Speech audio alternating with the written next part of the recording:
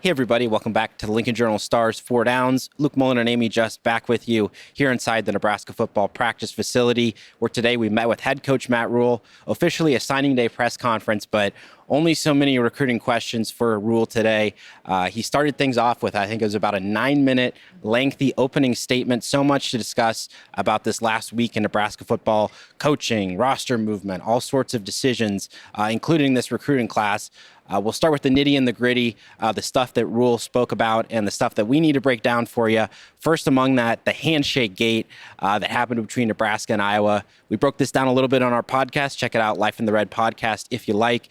But all sorts of things said about Nebraska, the lack of sportsmanship that people were opining about maybe what Iowa did with the midfield logo, Nebraska not being able to meet there and pray before the game. Ultimately, the clip that took over social media was coin toss before the game. Iowa goes for the handshake. Nebraska refuses. Matt Rhule today saying that he wishes Nebraska wouldn't do that. That's not how he'd like things to be handled. But at the same time, he understands why the players did it. Yeah, and he added that he didn't know about it until after the game, after his press conference had finished. So even if we were to have asked him about it in that moment, he would have had no idea what we were talking about. Yeah, and really, I think we were maybe ready to move on, but when you're the head coach, it's your job to address all the controversy that comes with the program. This is just one of the many things that pop up in Nebraska football over the years, but we're all ready to move on from that, and I think all the players would agree. But really a minor note of the last week to Nebraska football, that debate, because so much has happened since then, since that Iowa game, changes to the coaching staff in many areas. Let's start on the defensive side of the ball. Tony White moving on to Florida State. Matt Rhule kind of reacting to that today, saying, yeah, he was a little disappointed. He wanted to keep coaching with White, but he said White let him know it's just a job that's about what's best for him and his family. Yeah, Rhule alluded to that it's closer to Tony White's family, so best of him moving on. I'll have more on that, longer column on that today, so look forward to that. Yeah, John Butler, the DB's coach, he is going to be the interim defensive coordinator, expected to be for that bowl game. But now the question is, does Butler get hired? Does Nebraska go externally? When does this get resolved? Yeah, I don't know. And Matt Rhule didn't get into that. He didn't want to say a timeline because, right, like things either move very quickly or very glacially when you're looking at this. So if there isn't a guy named by the bowl game, I would imagine that the bowl game serves as a tryout for John Butler. Of potential candidates, he's the one I like the most. There are some other dark horses out there, names that I like. Not saying that they're linked to Nebraska or anything, but I wouldn't hate a Ryan Walters hire, perhaps. I know people don't like that right now, considering the job he did at Purdue, but his defenses have been fantastic. And there are some other names out there, but if there's one external candidate that could, or that has my attention, it would be him. Yeah, I thought it was also interesting, Matt Rhule talking about John Butler and about the long-term future of this defense. Said he doesn't want the defense to change much. He doesn't want a new DC to come in and have to, reinvent things, bring in their own brand new scheme. Like, he wants somebody who's going to keep this thing cohesive. Yeah, well, I mean, when you lose a lot of guys on defense, as has happened in the portal, and we'll get on that a little bit more later, sometimes you do have to make some changes. So we will see what happens. I'm interested to see what this looks like in the short term with the bowl game and the bowl practices leading up to it, and then what the spring looks like. Yeah, most definitely. And also other coordinator news on the offensive side of the ball. Dana Holgorsen officially agreeing to become Nebraska's offensive coordinator for the next 2 seasons. Very big news for the future of this Nebraska football offense.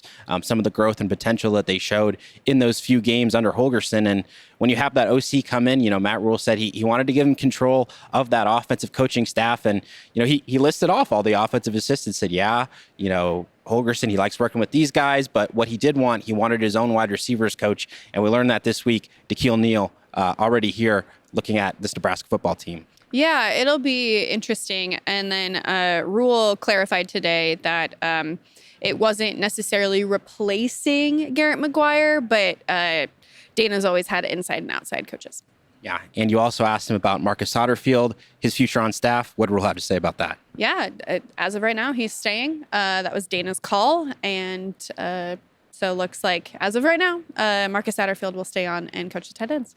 Yep. Seasoned offensive assistant, of course, has been working with those tight ends all season. So lots of changes there in the coaching area, and also impacted by that is guys who are going to make their transfer portal decisions. Transfer portal opens next week. Lots of movement already across college football. Guys making those decisions, officially entering their names, letting coaches know that they are going to be making their decisions in the portal here soon. Those names have been trickling out from top-notch defensive starters like Jamari Butler to younger guys in the program. Was a very notable, quarterback Danny Kalen, a top recruit from a year ago entered in. And so far, from Matt Rule's perspective, he said there's going to be more, and he's having so many meetings this week to figure this stuff out. Yeah, and he hates it. He does not want this to be this way, but the NCAA is kind of holding their hands on it, saying that, nope, this is the way it is. When Nebraska started the season several months ago, they were at 150, have to cut it down. You lose some seniors, you lose a few guys to the transfer portal that you would have lost anyway. You bring in a signing class and, you're still left very over that 85 that you need. And the other thing he said, too, is they've got a lot of interest from guys who are looking to transfer in. They expect to host some guys here in the coming weeks when that happens. Matt Rule, he did not want to name any specific positions that they were looking for, but certainly you would think backup quarterback, that would be one of those spots. And an area that big bodies, offensive linemen, those are always valuable in the portal. Yeah, you can't have too many offensive linemen, in my opinion. And then just with the rush of guys leaving, especially on the defensive side, lots of linebackers. I expect that would be a position that they pay attention to as well. Yep, some holes that need to be plugged there on defense. And the final piece of the puzzle for Nebraska, they got a bowl game to play at some point this month, potentially. And as we see here in the football facility, there was practices going on this week, not necessarily today, but players, really the younger players are what Matt Rule said. They know the veterans. You don't need to run a guy like Isaac Gifford out there. They know what he can provide, and they know he's going to be ready for that bowl game. But these few weeks of practice, getting those young guys additional reps, and what Matt Rule also had to say is, they want those veterans to play in the bowl game, but they're really looking forward to seeing what those young guys can do as a sort of preview for next season. Yeah, that's what these games have sort of turned into, right? Like you look at all of the guys in past bowl seasons, not here, obviously, but other places that have opted out. And it's been, you bring 40, 50 scholarship guys because that's all you have. And it's really a preview of what could happen for your team in the future. So all those practices, again, will be occurring over the next few weeks. Lots more news to come in terms of transfers and other decisions here for the Nebraska football team. Make sure to stay tuned for all those updates for you at journalstar.com. That'll do it for today's update, and we'll see you next time.